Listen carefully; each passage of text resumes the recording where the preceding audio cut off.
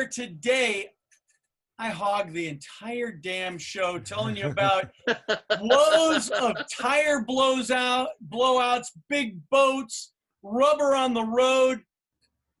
Well, there are some good things though, guys, like fast Hellcats, fast turbo Porsches, and military-style caravans out on the freeway. There's some lessons to be learned in this episode. Brad didn't learn any of them, but there's definitely some things you guys want to know about. Before we get started, let's hour. we're going to remind you guys about our friends at Geico. Whether you own your home or rent your home, I'm sure it can be a lot of work, but you know it's easy. Bundling your policies with Geico. Geico makes it easy to bundle your homeowners or renters insurance along with your auto policy.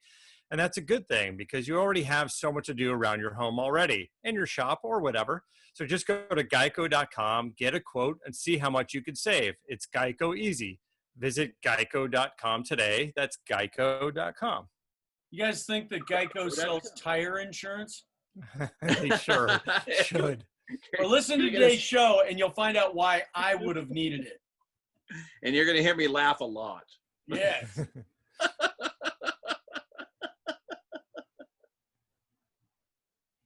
Everybody, it's Shift and Steer. I'm glad you're liking the video because, you know, it takes a little longer to get them up, as you know, but we never post them. Just as a reminder, we don't post it the same week that the show comes up. The video for that show always comes up the following week. See, that way we get you to listen to the show and watch the video. Plus, it keeps our advertisers and our, companies that distribute the show happy because we're not stepping on their audio feed. But, hey, it's another Shift and Steer. Guys, how you doing? Good. Doing good. Starting to get warm out here. Yes, it is. Yeah, I actually messaged Darnell yesterday, and I said, hey, man, I know Portacool is part of your sponsor circle. I said, do you have a contact for him? Because I'm dying, and it's only 70 here. I was going to say, wait a minute. Yeah. It doesn't even get hot up there. What are you talking about? Yeah, so, by 3 o'clock, I'm half naked in here, man. So don't come by after 3. Warning. Thank God we recorded this in the morning. Jeez, I'm glad it's not afternoon. So. You had an exciting trip, Brad. Oh Bradley. I thought those were old photos, Brad. Just a typical trip with Brad Fanshaw. So remind us never to go boating with you. So, Aaron, at least you didn't sink. Exactly. So, I do know that our listeners follow along and listen to the show because when I posted some photos on social media, I got a bunch of messages from people saying, dude, you talked about that on a show a little while back. You should have known. And I posted a photo dusty in the garage before I left Havasu. And a guy goes, don't forget, you need tires. Well, okay. So for those of you who didn't hear, here's what happened. I've got my boat, and I never get to use it anymore. It's a beautiful boat. It's a Hallett 240S enclosed bow. It's like an offshore power boat with a big Paul Foff motor in it. And I mean, this boat, it is so much fun because it's a hot rod. It'll do 105 miles an hour. And it's just great. It's on this huge 3-axle trailer. And the last time I used it, I literally took it up the hill to the Goodyear shop, had them put 6 brand new tires on it, and then I put it back in the garage. Well, then I've gotten busy. I never get to go out there anymore. And so about 2 years ago, I bought the tires like 3 years ago. 2 years ago, I had the guy who services my boat go over and get it, take it over, service the outdrive, flush the tanks, do everything, and check the tires. And he goes, yeah, you're all good, man. And I said, if I spent all that money, for sure was going to use it. Well, still didn't use it. So long story short, I lost my storage garage because they're going to develop it into apartments or something. So we had to get everything out of there. So I said, what the hell, I'm just going to bring it back to LA. So I went out there, and the very first thing, guys, was I mean, now trailers are wide, and storage garages, even in Havasu where they build giant storage garages, this thing fits in with about, maybe 6 inches on each side. And so I would back it in. Well, the worst thing you want is to have a flat tire when you only have 6 inches of room. And I took every tool I could think of that I was going to need, my air tank, everything. So all the tires were low, but both rear tires were flat. They were pancaked. And I squeezed in there. It's all dusty and dirty. It's 102 degrees. And I squeezed in there. And it's 102 degrees outside. Now I'm in an aluminum box. So I get in there and I reach around and I'm trying to fill the tire up so that I can pull it out to deal with it. Well, unfortunately, as we all know, when a tire's kind of flattened down, there's that pocket where it's not letting the air out. So I'm like, all right, it's just as fast as you put it in, it's letting it out. So the air tank deal. You have to jack it up. So I brought a floor jack. I was good. So, but I had to crawl back around, lay on the dirty floor, get in there. And when I say dirty, guys, if you live in Arizona or you live in the desert, we're not talking a fine little bit of dust. We're talking about like an 1/8 inch of dust of dirt sitting on the ground, Funny you mention that, because Aaron and I saw the picture, and last week when we did the show, we're like, that's a weird garage with a dirt floor. Do you think they have pavement on the dirt floor? And then we were like, there must be rats and all sort of rodents working. And I go, doesn't it seem weird? They wouldn't just do a cement slab with like a tilt up aluminum building. And it turns out it was just so dirty. Well, but Brad, see, the other part of this is that we both agreed that you're very, very, very frugal, and that you probably got the one with the dirt floor. Thanks a lot. Yeah. No, it was so dirty. And I didn't put the cover on the last time because I have a beautiful fitted cover for it and everything, but I didn't put it on the last time because it was dirty. And I thought, oh man, it's going to well, you know how that goes. Since then I watched it. So I crawl in, so I'm sweaty. Now I'm muddy, and I jacked the rear of the boat up, and now I'm sitting there, not with a big tire iron. I'm sitting there with a extension on a ratchet because that's all that'll fit between the wall and the wheel. And I get one of the tires off, and I get it off. And then I go around to the other side, and oh no, there's not even enough room to get the ratchet in on the other side. So I go, okay. So I load up, throw the tire in the Suburban, run up the hill. Now, look, the one thing I did right was I talked to a guy at the storage facility, because when I got there, it was like 5:30 in the afternoon. And I go, hey, is there any place around here that's got an air compressor? And he goes, man, most of the gas stations, they don't work where the dam, you don't have enough pressure. Let me call my guy at U-Haul. The guy at U-Haul was really cool. Shout out to the guy at U-Haul on Industrial Boulevard. He pulled his air tank hose out and left it sticking out of the closed up shop under the garage door for me so I would have it to use. Nice. So, that's cool, man. I used it until midnight. Very cool. So I went up there. It worked great. Was able to bead the tire back up, get it on. And so now I'm still with the other one where I can't get it off. So I tried everything, finally gave up, and I just said, okay, I'm just going to have to pull it out, hope for the best. So I pull it out as far as I could to get to it. Then I got to it, pulled that one off, ran up the hill to U-Haul, and then I looked at it and I said, you know what? All these tires are low. They're not flat, but I'm just going to mess them up if I pull the trailer out.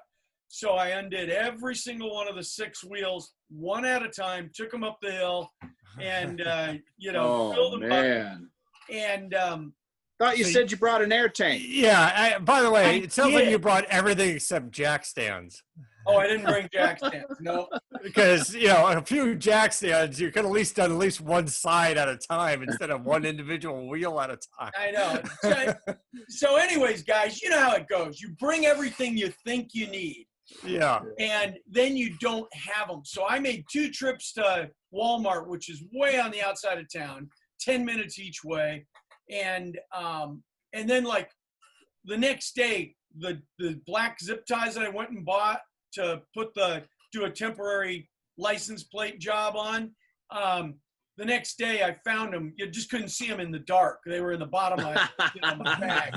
But, all that kind of stuff. And so anyways, about 12:30 at night, I finally get all the tires aired up. I did bring my air tank, like you said, Aaron, but it just didn't, those things just don't have the it's good for topping off a tire, but when you're completely flat, it just doesn't seem, they never work.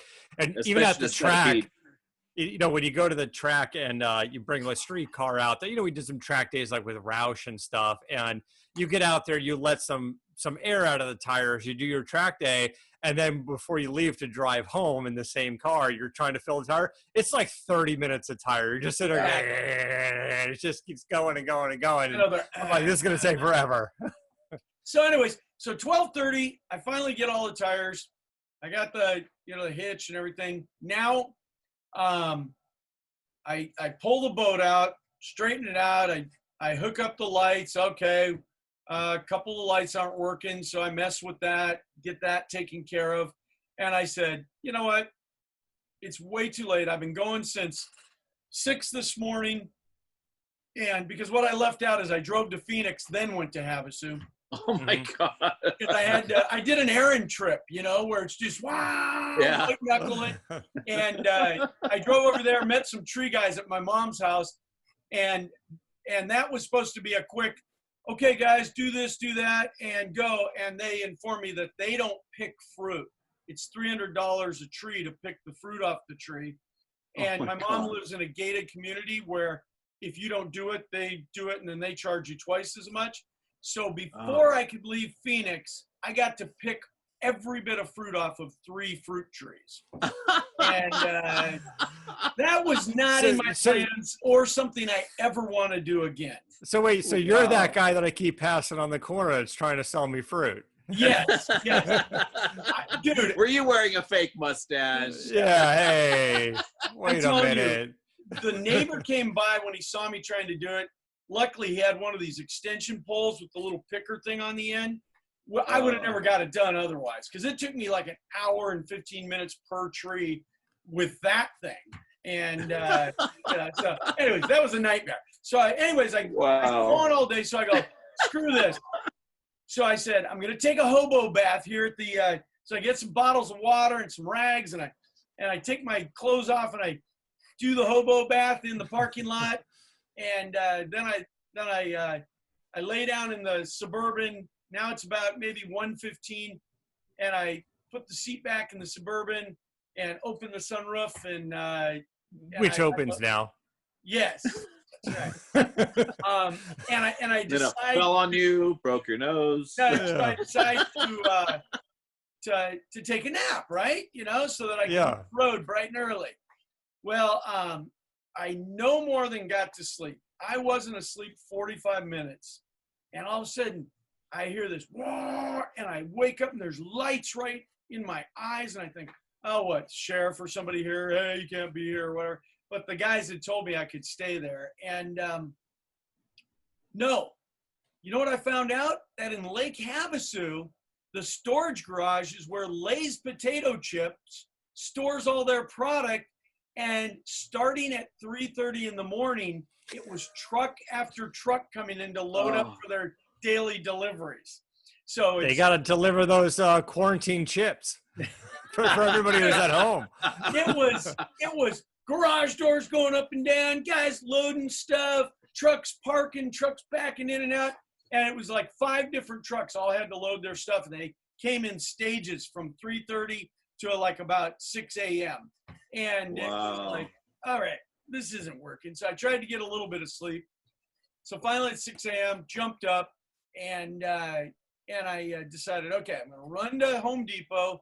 I had to pick up some little bolts for the trailer, and took care of that, fixed that in the parking lot, and hit the road. So I hit the road. Everything's good. And you know what the best part of the trip was, you guys? I paid $1.85 a gallon to fill my Suburban in Parker, Arizona. $1.85 a gallon. I know for some of you out there, you're paying $1.40, $1.20, but in California, we're still $2.95 a gallon. So that was like a gift. I know. I love living on the border of Nevada because I go get diesel in Nevada. I'll go get fuel in Nevada. You're right. It's like half the price. It's like, what the hell? Yeah. Why is California so much more? Because we're Californians? I don't know. Yeah. So my biggest worry was from Parker, Arizona, the river, across this one stretch of desert where there's nothing but farms to Blythe. Because I was like, if anything happens out here, it's a 2-lane road. There's no shoulder. Pretty much screwed. But I made it. Made it in there. Got to the border of California, Arizona, right there at Blythe. Topped off the tanks on the cheap side. And, and headed out. And I got about 45 minutes outside of Blythe at an area called Ford Dry Lakes. And I felt Flat Tire Alley. I felt the trailer shimmy a little bit, and I looked in the rearview mirror, and there's chunks of rubber going fling, fling, fling, and I'm like going, man. So I pull over to the side of the road. Very fortunate, I got a part where there was shoulder and a dirt pull off, so I could get pretty far off the road. And it was one of those rear tires that were pancaked, and so so I go, okay, got to get the spare out. I get the spare out, I put it on, and I hit the road. Wasn't that big a deal. I got going, and it was maybe about, I don't know, 20, 30 miles down the road, the other rear tire went. And I'm like, okay, now we've got a little bit more of a problem because I just used the spare. And so I start thinking hot rod ingenuity. Take the middle one. Yeah, so I popped the middle one off, put it on the rear, and then I took a ratchet tie and ratcheted up the axle to get it up and hold it up off the ground. And so that took a little longer, but I got going again, and I made it to a place called Chirico Summit. And, well, first I made it to Desert Center, which is just a ghost town. Pulled off, checked everything. All right, we're looking good. Let the tires rest and cool because it was 100 degrees out. Then I went up the hill about 30 miles to Chirico Summit. And I'm calling Charlotte, and I'm going, hey, everything's going good. I said, I haven't had another flat tire. Boom. I go, literally getting off the road, man. And I pull into the truck stop there. And first of all, at Chirico Summit, when you're there and you're kind of, taking a break because you got to change your third tire of the day. Yeah. You find out that the old gas station at the end of the airstrip that just looks like an old gas station has an aluminum building bolted to the back of it, and they restore Model A's and Model T's. And I mean, we are talking a giant shop, and it was really real estate's cheap. Yeah. It's down the middle of nowhere, but it's cheap. But no, I guess the guy's been doing it forever. His grandpa did it, and he does it, and it's really cool if you ever get out there. But I met two really nice guys, one from Orange, one from Yorba Linda, that offered to help me with my trailer, and they were stuck there too. One of them was on his way to Parker, and it was hilarious because he comes walking up and he goes, hey, can I give you a hand? I go, yeah, I pretty much got it handled. I appreciate the offer. He goes, no, let me help you. He goes, it'd be good. And I go, oh, okay. And he goes, yeah, I got my weekender, those weekender trailers over there. Yeah. He goes, and I have a flat tire waiting for AAA to get here.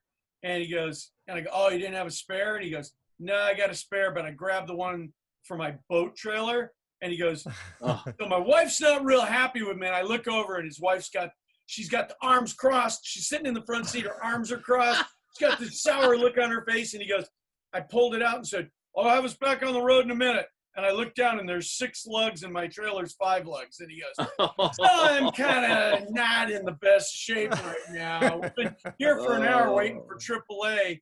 And the guy from AAA gets there just about 5 minutes after he started helping me. And then he comes walking back over really fast. And I go, what's wrong? And he goes, he brought the wrong tire. So I'm going to be there another 2 hours. So, man. So he wanted to help me. So other guy pulls in. He's got a boat trailer. He's headed to Havasu, and he had a flat tire. So so we were all commiserating and talking, and like some guy said, boat means what was what's the acronym? Yeah, what's the acronym? Better. What is it, Aaron? I don't know. It's something about. Better get ready to spend another 1,000 or something. I'll have to look it up. But anyways, so we're all wait. Better off at the titty bar. Probably. But boat better anyway, off at the. So now I'm down another one, no spare, and so now I've got 2. The center axle's dead, and I'm on 4 tires, which is fine. You can run that trailer that way. So the guys help me. I'm like, cool, thanks, guys. Anything I can do for you? They're like, no, we're cool. And so I by the way, it's bust out another 1,000. There it is. Bust out another 1,000. Thank you, Matt. Also, there's bankruptcy on a trailer, break out another 1,000, boat operator accredited training. There's a bunch of them. That's right. And they're all all another 1,000, bring over another 1,000. Which I did while I was gone. And those are great, Matt. Thanks for looking those up. Those are great. I hit the road, and I'm like, all I got to do is make it down the mountain into Palm Springs. I'm going to go to a tire store and replace all my tires. And I'm like, all I got to do is make it down. That's 45 minutes from here. So I get on the road. I'm cruising along. And guess what happened, guys? Well, the axle fell off. You're running out of tires at this point. There's only got to be about one more left you can blow. Boom. Blow another one. And I'm luckily coming up to an exit. So I get off at the exit, and it's Thousand Palms, Mecca, and Joshua Tree National Park exit. This is in the middle of nowhere. Yeah. Plus, you still got a pretty long haul to get home. It's not like I've got 2.5 hours to get home, and I mean, you stopped 30 times. I know. But you still didn't really make it much further. Jeez. And I'm 45 minutes from Indio. So, so I go, okay, call AAA. I go, hey, man, I got a problem. I'm going to tell them what happened. And when she got done laughing, 45 minutes later. Yeah, she goes, we don't cover your boat trailer. And I'm like, what do you mean you don't cover my boat trailer? Oh. And she goes, when you used to have our super premium platinum plan. Well, I tried to save a little money, so I dropped down to the gold star or whatever it is. I found out why I had that platinum plan. And so anyways, I go, okay, she goes, but let me put you through to one of our partners. You know how much they wanted to tow my boat into Indio? Take a guess. Oh, let me guess. How far was it? How far did you need to go? We had to go about 45 minutes. And remember that the boat on the trailer is about 35 foot.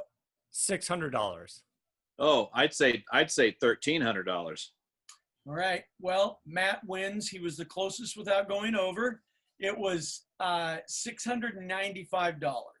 Oh. And the only reason why I say that is because, like when I bought the truck, when I bought the Lightning, I had to get it shipped down. And I was just thinking about all the cars we've shipped recently across the country and whatever. And I know it was like, I don't know, like $1,200 or something to get it delivered from Oregon to here. I was like, they're probably going to do half the entire West Coast and charge you Yes. $600 something bucks. Wow. So I'm like, wait a minute.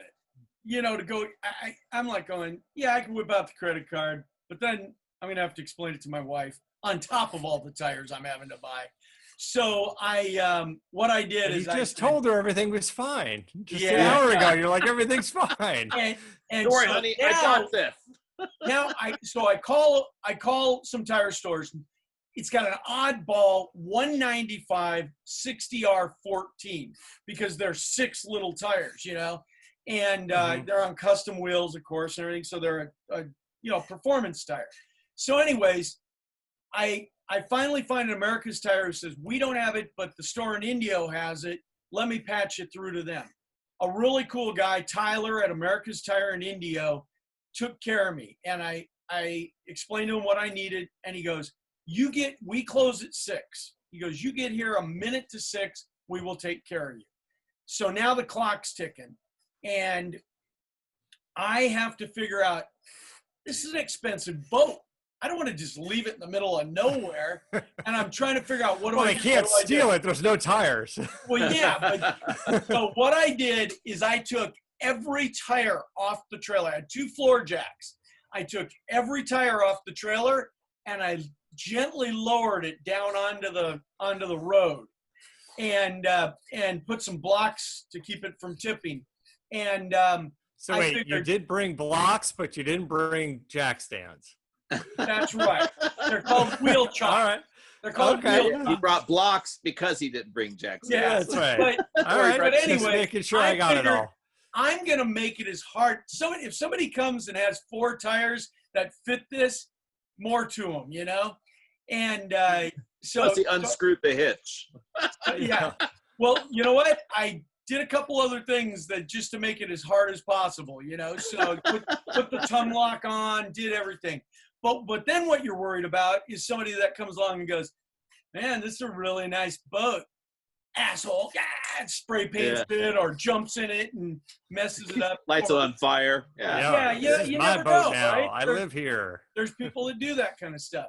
So I jump in the Suburban with all these blown up tires and I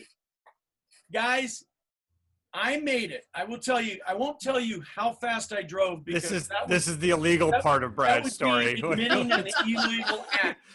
But I will tell you that I drove from that point to the America's Tire in Indio, which was 10 minutes on surface streets off the freeway.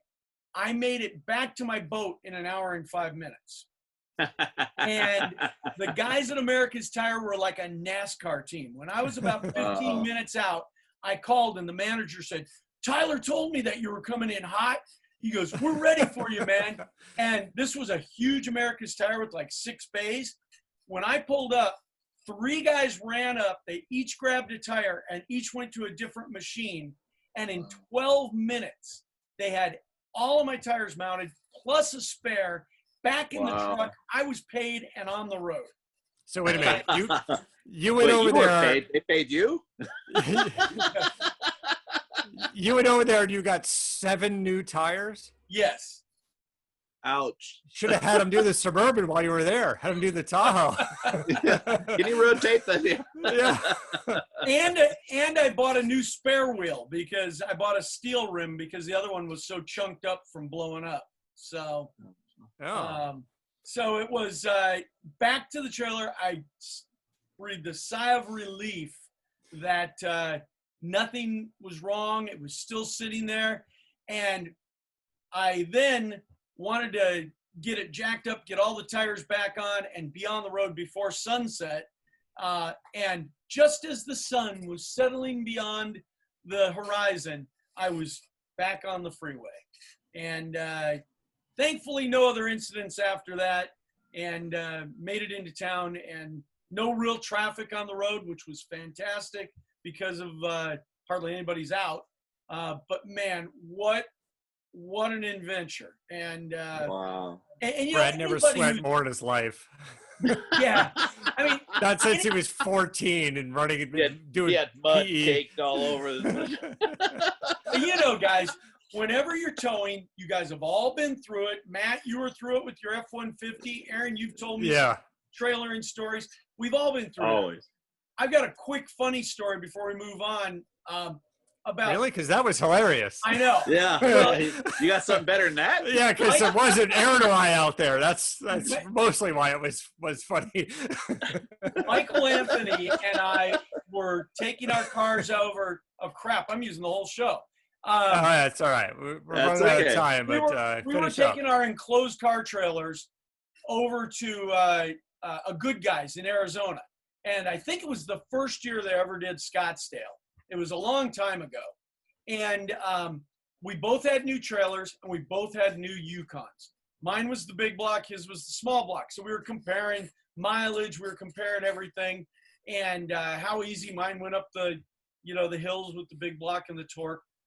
Well, we were out in the middle of nowhere, and we came out of Blythe, and I said to Mike, I go, Mike, you didn't top off in Blythe. He goes, no, man, I'm still showing a half a tank. Because it's that small block that I got. Yeah. Going, okay. So now we're coming into Tonopah. And after Tonopah, there's nothing till you get to Phoenix. Yeah. Yeah. And we're coming out of Tonopah. I go, Mike, do you want to pull over and top up? I'm good. And we had walkie-talkies. We were going back and forth. And he no more than said, I'm good. And I look in my rearview mirror, and his lights are flashing, man. He's like, not good, not good. And he's going, I'm out, I'm coasting. He goes, he like pulls over to the side of the road, and I stop, and he coasts up behind me, and I go, I thought you said you were good. And he goes, dude, it was at a half, and then it was at a quarter, and then it just like, he was gone, man. He was like gone. He just, and I'm like, oh crap, So, so we're sitting there. Now, I got a trailer. I can't like just run through the median, make a U-turn, and head back. So I had to drive 50 miles up the road because we were in an area where there wasn't any cell service. Back in those days, you couldn't get cell service out there. I ran 50 miles up the road, went across the highway, came back 50 miles, waved at him and Sue, who by this time, they were out there cocktailing it up and sitting in their collapsible chairs that we have for the shows and stuff, alongside over in the dirt median, off the side of the road. And then I had to go 30 miles back to Tonopah, get off. I walk in, I go, hey man, I need a gas can or something. And they go, gas cans are $100. And, and all they were like 2.5 gallons. I go, that's not going to work. And so so I call AAA, and the guy goes, yeah, I can bring you out 2.5 gallons of gas. And I go, seriously, 2.5 gallons of gas? And he goes, yep. So they bring out 2.5 gallons of gas. Now, here comes Brad. I've got to, excuse me, I ran up the road. I had to come back. Then I had to go 30 miles back to come back to him. Well, the tow truck just went through the median, gave Mike his gas, and there was a gas station 50 miles up the road. Well, needless to say, Mike didn't quite make it. He was a half mile short of that exit ramp when he ran out again, and we had to call AAA to come back and bring him another 2.5 gallons of gas.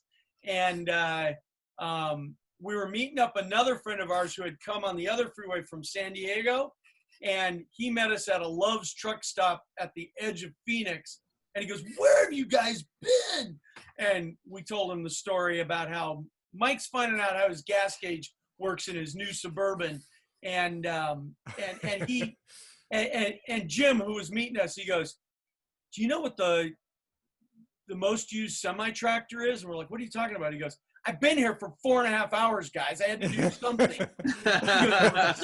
There were 625 trucks that pulled in, and he goes, the majority of them were Volvos. So we've had some good adventures together like that, and they always come up in later stories. I've got a question for you, Brad. Why didn't you guys use the boat fuel? No. We had car trailers. Oh, I thought you were pulling boats. Oh, No, these were enclosed car trailers going to a Good Guys. Drain the fuel tanks and the hot rods in there. You know how hard it is getting to those fuel tanks that are mounted in the trunks of a hot rod, of a 32. Yeah. Well, future planning. Future planning is you have a gas can. Whatever Mikey was drinking on the side of the road, you could have used that. Right? The thing is it's like, I just, as a rule of thumb, I always top off whenever I stop, when I'm towing. It's like, when I let it drain down. Well, here's the thing. Why stress out?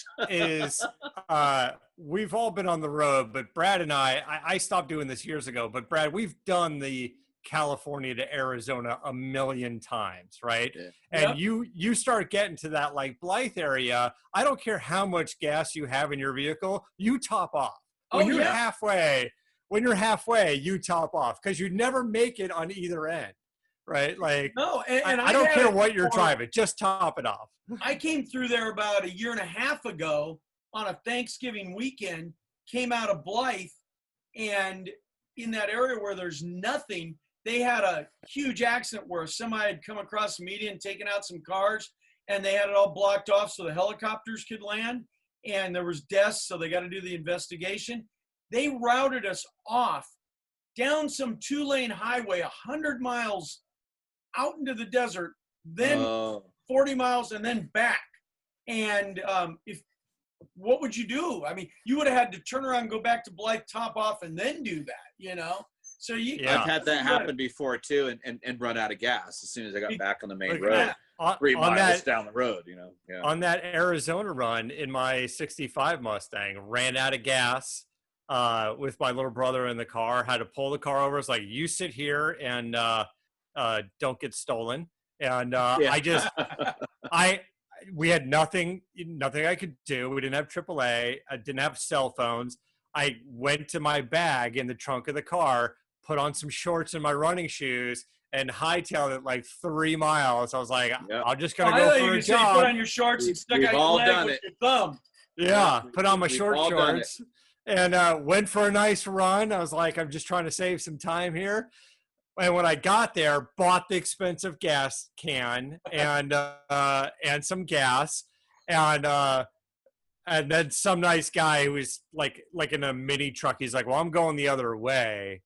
And I was like, he's like, you want to ride? I was like, yes, thank you. And I'm just drinking a Gatorade in the car. And it was like 40 minutes later after my 3-mile run.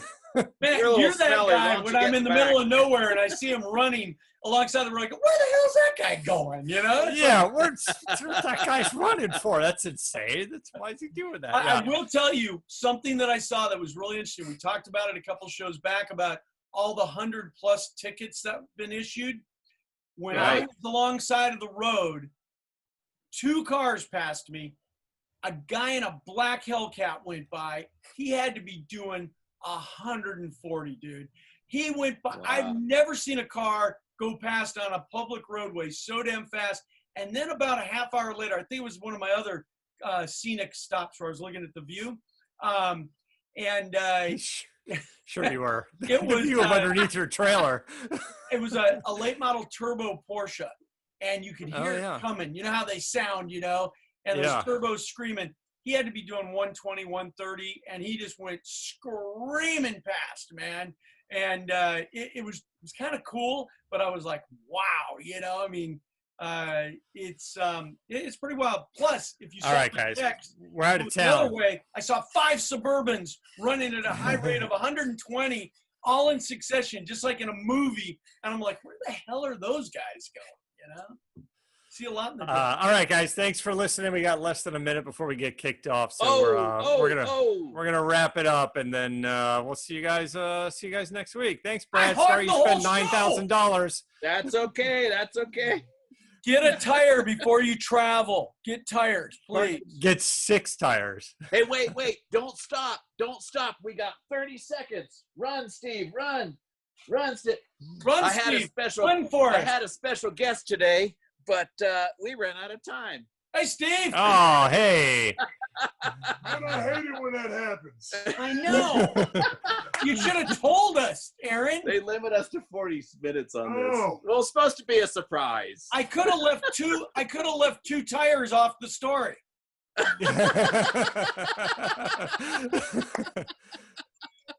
Yeah. All right. Do a part Hey, two. we're out of here, guys, because we're gonna lose it. Find us on Instagram. Give us 5-star rating, and I guarantee you, Aaron will be back in the car, and Steve will still be waiting till the next time we come back next week. No, he just drove up. Literally, just drove up. Hey, Steve, what's going on? Hey, do you want to do a bonus episode that's only for the Facebook page? We can do that. Like a 5 minutes? Hey, watch for it, guys. We'll be back. Is it still recording?